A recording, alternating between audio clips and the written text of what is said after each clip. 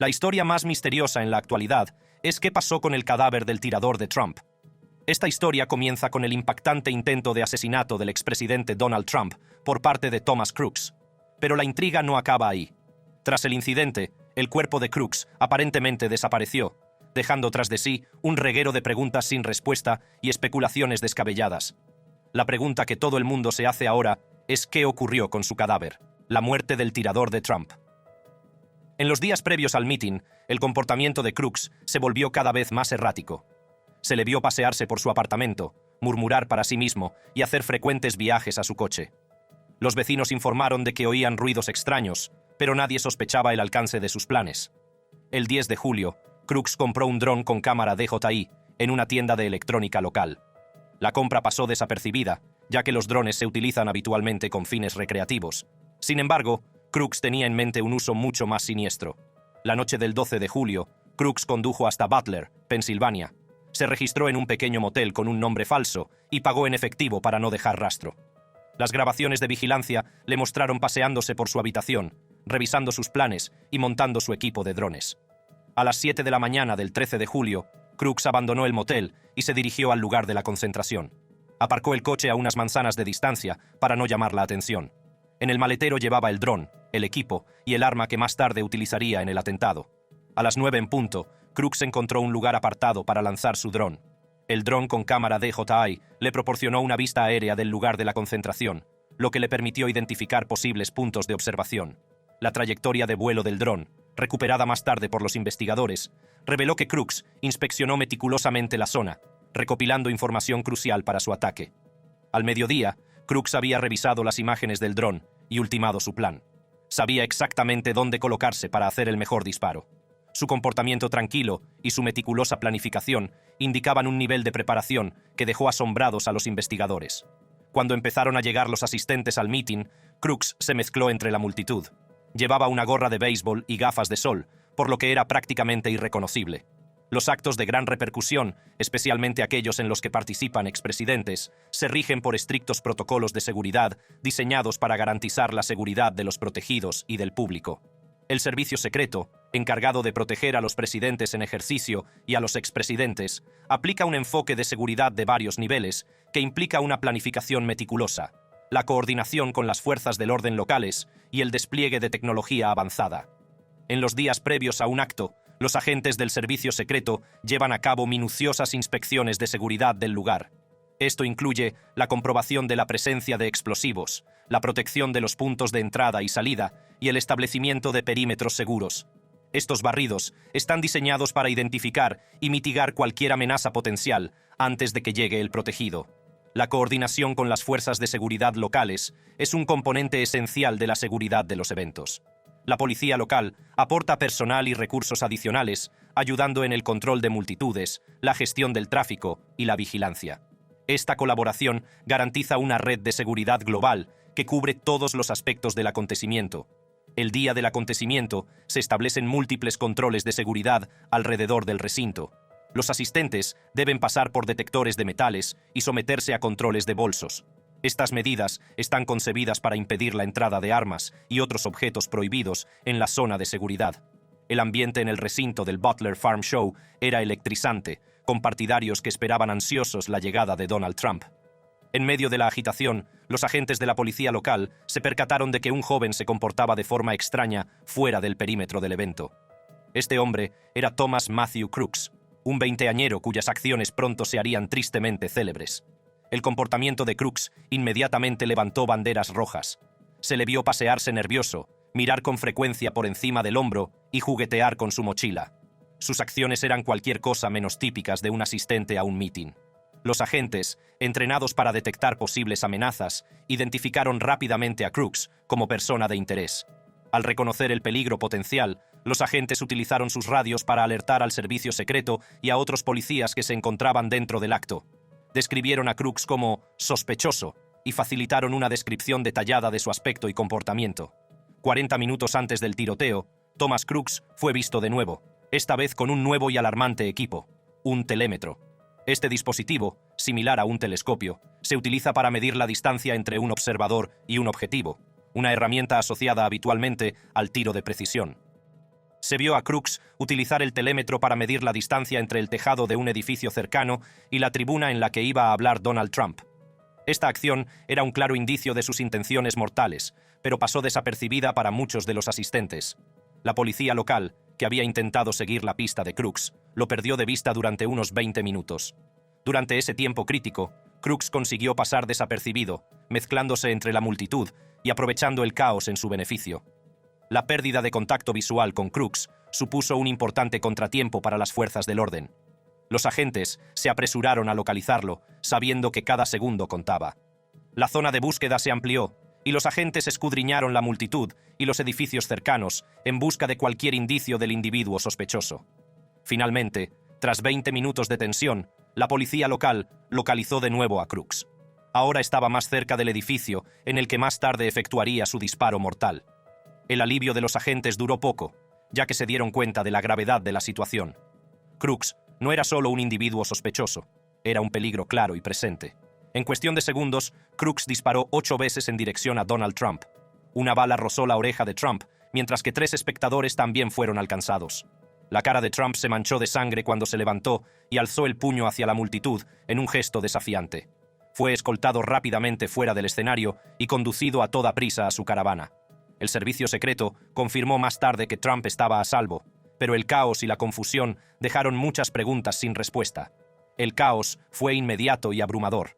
Los agentes del servicio secreto, entrenados para este tipo de emergencias, entraron en acción, formando una barrera protectora alrededor de Trump y llevándolo a un lugar seguro. El pánico se apoderó de la multitud, que corría y se agachaba para ponerse a cubierto. El sonido de los disparos resonó en el aire, mezclándose con los gritos de los aterrorizados asistentes. La escena era de caos absoluto, a medida que se iba imponiendo la realidad de la situación. En medio del caos, un equipo de francotiradores del servicio secreto tomó posiciones. Desde un edificio situado detrás y a un lado del escenario, tenían una línea de visión clara de Crooks. Con precisión y rapidez, apuntaron su rifle de alta potencia y dispararon, matando a Crooks y poniendo fin a la amenaza inmediata. Thomas Matthew Crooks, un veinteañero de Bethel Park, Pensilvania, fue identificado como el autor de los disparos. Bethel Park, situado a las afueras de Pittsburgh, era una tranquila zona suburbana, por lo que las acciones de Crooks resultaron aún más chocantes para quienes le conocían. Las primeras investigaciones revelaron que Crooks había utilizado un rifle semiautomático de tipo AR durante el ataque. La Oficina de Alcohol, Tabaco, Armas de Fuego y Explosivos, ATF, se encargó de rastrear el arma para determinar su origen y cómo llegó a manos de Crooks. Los investigadores federales revelaron que Crooks había utilizado para el atentado el arma adquirida legalmente por su padre. Esta revelación llevó a cuestionar la seguridad y el almacenamiento de las armas de fuego en el hogar. Sin embargo, se informó de que la familia había cooperado con las fuerzas del orden, y no se esperaba que se presentaran cargos penales contra ellos. Pero examinemos realmente quién era Crooks. Thomas Crooks, el tirador.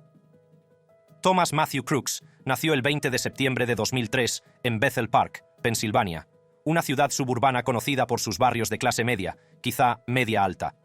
Sus padres, ambos consejeros profesionales licenciados, proporcionaron a su hijo un entorno estable y de apoyo. A pesar de esta educación aparentemente ideal, los primeros años de la vida de Thomas estuvieron marcados por una serie de contradicciones y desafíos que más tarde serían importantes para comprender sus acciones. Desde muy joven, Thomas mostró un intelecto agudo y una aptitud natural para los estudios. Estudió en el Instituto de Bethel Park, donde pronto destacó como alumno brillante. Su excelencia académica le valió una plaza en la Sociedad Nacional de Honor Técnico en 2021, un prestigioso reconocimiento para estudiantes de alto rendimiento en educación técnica. En 2022 se graduó con altos honores, un testimonio de su dedicación y trabajo duro. Sus logros no pasaron desapercibidos. Recibió un premio estrella de $500 de la Iniciativa Nacional de Matemáticas y Ciencias, lo que consolidó aún más su reputación como joven prometedor. Sin embargo, la experiencia de Thomas en el instituto no estuvo exenta de dificultades. Sus compañeros de clase y las autoridades escolares lo caracterizaban como una persona callada y reservada. Esta actitud tranquila, unida a sus singulares hábitos, le convirtieron en blanco de acoso escolar. A menudo se burlaban de él por su olor corporal y por llevar a la escuela trajes de caza de camuflaje y máscaras quirúrgicas. A pesar de estos problemas, en los registros detallados de incidentes disciplinarios de la escuela, incluidos el acoso y las amenazas, no figura ninguno que implique a Thomas Crooks. Esta discrepancia plantea interrogantes sobre el alcance del acoso al que se enfrentaba y su impacto en su bienestar mental y emocional. Los intereses de Thomas iban más allá de lo académico. Le apasionaban el ajedrez y los videojuegos, actividades que le permitían poner en práctica su pensamiento estratégico y su capacidad para resolver problemas. También estaba aprendiendo a programar ordenadores, una habilidad que sin duda le habría servido en sus futuros proyectos. Para ampliar su formación técnica, Thomas asistió a un programa de tecnología informática en el Steele Center for Career and Technical Education. Este programa le proporcionó experiencia práctica y conocimientos prácticos en un campo que le apasionaba. A pesar de sus logros académicos y extracurriculares, a Thomas le costó encontrar aceptación entre sus compañeros. Algunos alumnos y graduados del Instituto Bethel Park afirmaron que se presentó al equipo de rifle del instituto, pero que fracasó debido a su mala puntería. Sin embargo, el distrito escolar de Bethel Park declaró que no hay constancia de que Thomas probara suerte en el equipo. Esta información contradictoria añade otra capa de complejidad a su experiencia en el instituto, lo que sugiere que sus intentos de encajar y encontrar su lugar tuvieron resultados dispares. Tras graduarse en el instituto, Thomas continuó su educación en el Community College del condado de Allegheny. Obtuvo un título asociado en ciencias de la ingeniería, un campo que encajaba con sus intereses y puntos fuertes académicos.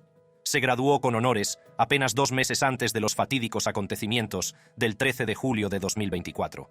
Durante ese tiempo, trabajó como ayudante de dietética en una residencia de ancianos local. Según la residencia, Thomas había superado una comprobación de antecedentes y realizaba su trabajo sin problemas. Sus compañeros le describían como un trabajador fiable y diligente, lo que ponía aún más de manifiesto las contradicciones de su carácter. Thomas había sido admitido tanto en la Universidad de Pittsburgh como en la Universidad Robert Morris y tenía previsto matricularse en esta última. Esta decisión supuso un paso importante en su trayectoria académica que le prometía nuevas oportunidades y experiencias. Sin embargo, a pesar de estas prometedoras perspectivas, la vida de Thomas dio un giro oscuro e inesperado. A lo largo de sus primeros años de vida y educación, Thomas Crooks parecía un joven con un futuro brillante. Sus logros académicos, sus habilidades técnicas y su dedicación al trabajo daban la imagen de una persona prometedora. Sin embargo, bajo esta superficie se escondían una serie de luchas personales y problemas sin resolver que más tarde culminarían en un suceso impactante y trágico. La fascinación de Thomas por la tecnología iba más allá de los juegos. Le apasionaba la programación informática y dedicó mucho tiempo a aprender varios lenguajes de programación. Asistió a un programa de tecnología informática en el Steele Center for Career and Technical Education, donde adquirió experiencia práctica en codificación y desarrollo de software. Este programa le permitió explorar más a fondo su interés por la tecnología y le proporcionó valiosas habilidades que esperaba utilizar en su futura carrera. A pesar de sus inquietudes intelectuales, a Thomas le costaba encontrar aceptación entre sus compañeros. Su comportamiento tranquilo y sus hábitos singulares le convertían en un blanco fácil para el acoso escolar. Sus compañeros se burlaban a menudo de él por su olor corporal y por llevar a la escuela trajes de caza de camuflaje y máscaras quirúrgicas. Estos comportamientos, aunque inusuales, eran probablemente mecanismos de adaptación que Thomas desarrolló para desenvolverse en su entorno social. El acoso que sufrió tuvo un profundo impacto en su bienestar mental y emocional, contribuyendo a su sensación de aislamiento. Las experiencias sociales de Thomas se complicaron aún más por los informes contradictorios sobre su participación en actividades escolares. Algunos alumnos y graduados del Instituto de Bethel Park afirmaron que se había presentado al equipo de rifle del instituto, pero que había fracasado debido a su mala puntería. Sin embargo, el distrito escolar de Bethel Park declaró que no había constancia de que Thomas se hubiera presentado al equipo. Esta discrepancia pone de manifiesto las dificultades a las que se enfrentó para encontrar su lugar en la comunidad escolar. Independientemente de que se presentara o no al equipo de rifle, la mera percepción de fracaso en esta tarea agravaba sus sentimientos de inadecuación y rechazo social. Fuera de la escuela, las interacciones sociales de Thomas eran limitadas. Tenía un pequeño círculo de amigos, la mayoría de los cuales compartían sus intereses por el ajedrez, los videojuegos y la tecnología. Estas amistades le proporcionaban cierto nivel de apoyo social, pero no eran suficientes para contrarrestar las experiencias negativas a las que se enfrentaba en la escuela. Sus padres, ambos consejeros profesionales licenciados, le apoyaron y prestaron atención, pero ni siquiera sus esfuerzos pudieron mitigar por completo el impacto del acoso y el aislamiento social que sufría. La pertenencia de Thomas a un club de tiro local añadió otra capa de complejidad a sus intereses personales. Era socio del club desde hacía al menos un año y practicaba tiro con regularidad en el campo de tiro. Esta actividad, aunque aparentemente incongruente con sus otros intereses, le proporcionaba una sensación de control y dominio. También planteó preguntas sobre sus motivaciones y la posible influencia de sus experiencias en el club de tiro en sus acciones posteriores. A pesar de los retos a los que se enfrentaba, Thomas siguió comprometido con sus objetivos académicos y personales. Obtuvo una licenciatura en Ciencias de la Ingeniería en el Community College del condado de Allegheny, donde se graduó con matrícula de honor. Fue contratado como ayudante dietético en una residencia de ancianos local, donde se le describía como un trabajador fiable y diligente. Su admisión en la Universidad de Pittsburgh y en la Universidad Robert Morris marcó un hito importante en su trayectoria académica y le prometió nuevas oportunidades y experiencias. En los días posteriores al atentado contra Donald Trump, las fuerzas del orden pusieron en marcha una investigación exhaustiva sobre los motivos de Thomas Matthew Crooks. El objetivo era comprender qué llevó a este hombre aparentemente corriente a cometer un acto de violencia tan descarado. Los investigadores empezaron por examinar los efectos personales de Crooks, incluidos su ordenador, su teléfono y sus cuentas en las redes sociales.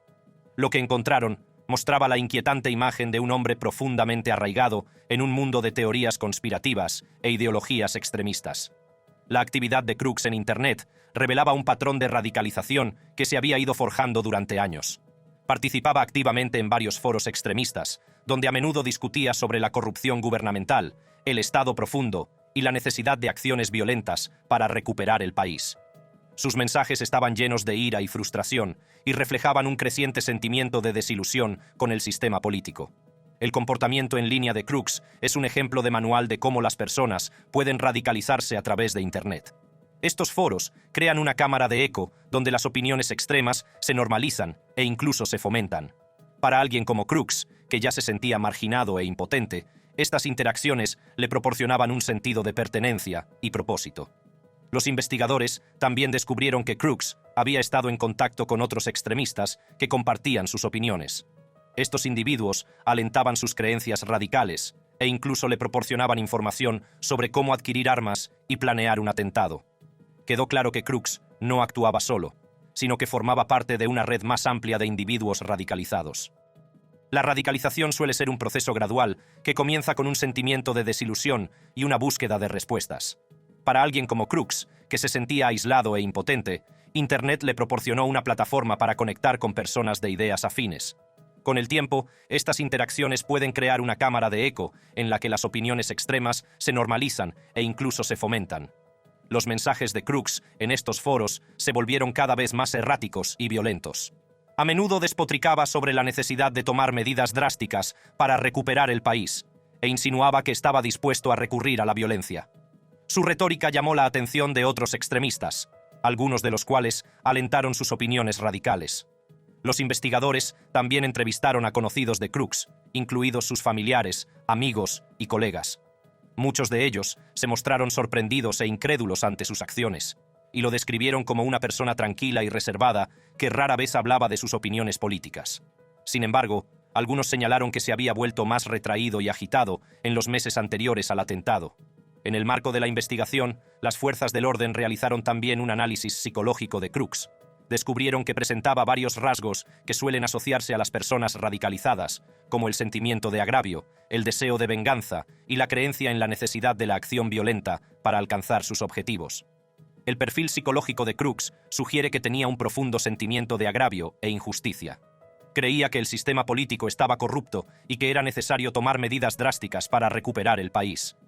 Este sentimiento de agravio, combinado con su exposición a ideologías extremistas, probablemente desempeñó un papel importante en su radicalización. Veamos que han sacado a la luz nuevas investigaciones sobre el caso. Lo que revelan las investigaciones. El tiroteo en el mitin de Donald Trump dejó un rastro de devastación, cobrándose la vida de una persona e hiriendo a otras dos.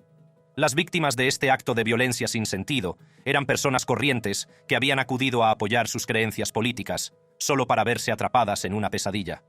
Las investigaciones revelan que Cory Comperatore, jefe de bomberos voluntarios de 50 años, fue la trágica víctima del tiroteo. Conocido por su dedicación a la comunidad, los últimos momentos de Comperatore estuvieron marcados por el heroísmo. Cuando las balas empezaron a volar, se movió instintivamente para proteger a su familia, sacrificando su propia vida en el proceso. El gobernador de Pensilvania, Josh Shapiro, rindió homenaje a Comperatore, afirmando que murió como un héroe. La pérdida de Comperatore conmocionó a la comunidad. Su muerte, una figura muy querida, dejó un vacío profundamente sentido por quienes le conocían. Se celebraron funerales en su honor, con amigos, familiares y colegas reunidos para llorar y celebrar su vida. El tiroteo también dejó otros 2 heridos, David Dutch, de 57 años, y James Copenhaver, de 74. Ambos, residentes en Pensilvania, asistían a la manifestación cuando fueron alcanzados por las balas. A pesar de sus heridas, actualmente se encuentran en estado estable y se espera que se recuperen. Las familias de Dutch y Copenhaver expresaron su alivio por el hecho de que sus seres queridos sobrevivieran al atentado. La comunidad se unió a ellos, ofreciéndoles apoyo y oraciones por su recuperación. La resistencia y fortaleza de estos hombres ante la adversidad se convirtió en fuente de inspiración para muchos. El impacto del tiroteo se extendió más allá de las víctimas inmediatas.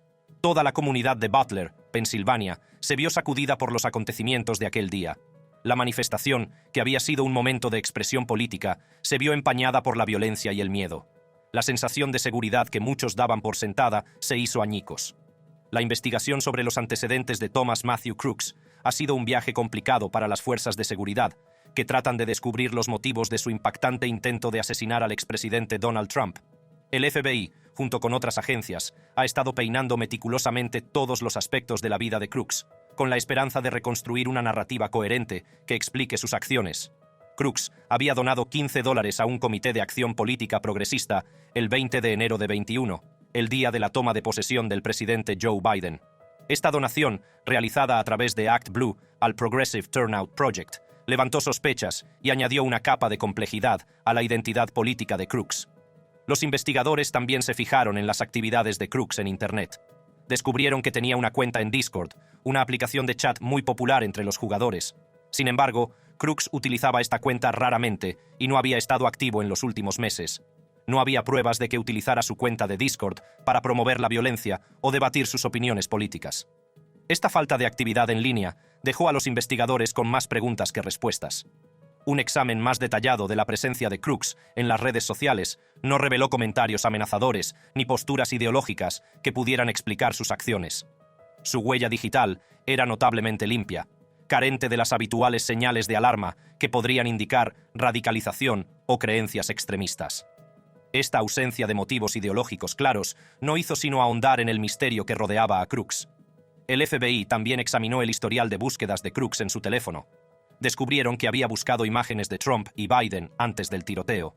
También buscó información sobre apariciones y fechas de Trump, la Convención Nacional Demócrata, el director del FBI Christopher Wray, el fiscal general Merrick Garland y miembros de la familia real británica. Además, Crooks buscó información sobre el trastorno depresivo mayor, lo que sugiere que podría haber estado luchando con problemas de salud mental. Los antecedentes familiares de Crooks añadieron otro elemento a la investigación. Sus padres estaban inscritos como demócratas y libertarios, lo que indica que su familia tenía diversas opiniones políticas. Esta diversidad puede haber influido en las propias inclinaciones políticas de Crooks, contribuyendo a las aparentes contradicciones en sus acciones y afiliaciones. Antiguos compañeros de clase y conocidos describieron a Crooks como un buen estudiante y un buen chico, no como alguien que pareciera capaz de cometer actos violentos. Pertenecía a un club de tiro y en el tiroteo utilizó un rifle AR que su padre había comprado legalmente una década antes. Esta relación con las armas de fuego, combinada con su interés por la caza, daba la imagen de un joven familiarizado con las armas, pero que no mostraba signos externos de tendencias violentas. A medida que avanzaba la investigación, las fuerzas del orden seguían desconcertadas por la falta de un motivo ideológico claro. El senador Dick Durbin, de Illinois, comentó lo anodino que parecía Crooks, afirmando que el FBI no había encontrado nada extraordinario en él desde el punto de vista político. Este sentimiento se hacía eco de la confusión e incertidumbre general que rodeaba al caso. Investigaciones posteriores revelaron también que Thomas Crooks sentía fascinación por Ethan Crumbley, el tirador de la escuela de Oxford. Para entender la escalofriante fascinación que Thomas Crooks sentía por Ethan Crumbley, primero debemos profundizar en los antecedentes de Ethan Crumbley y los trágicos acontecimientos que se desarrollaron en el Instituto de Oxford. Ethan Robert Crumbley, un estudiante de 15 años, se convirtió en sinónimo de tragedia el 30 de noviembre de 21. Aquel fatídico día, Crumbley entró en el Instituto de Oxford, en el municipio de Oxford, Michigan, armado con una pistola semiautomática de 9 milímetros. En un lapso de apenas 5 minutos, desató una oleada de terror, matando a 4 estudiantes e hiriendo a otros 7, entre ellos un profesor. El tiroteo comenzó en el extremo sur de la escuela, donde Crumbley disparó indiscriminadamente contra los alumnos y el personal. La rápida respuesta de alumnos y profesores, que cerraron las puertas y se atrincheraron en las aulas, salvó sin duda muchas vidas. La escuela se cerró y algunos alumnos fueron evacuados a una tienda cercana. Las fuerzas del orden llegaron en cuestión de minutos y detuvieron a Crumbley sin incidentes. Juliana, Madison Baldwin, Tate Myre y Justin Schilling. Cada uno de estos jóvenes tenía un futuro brillante por delante, trágicamente truncado por las acciones de Crumbley.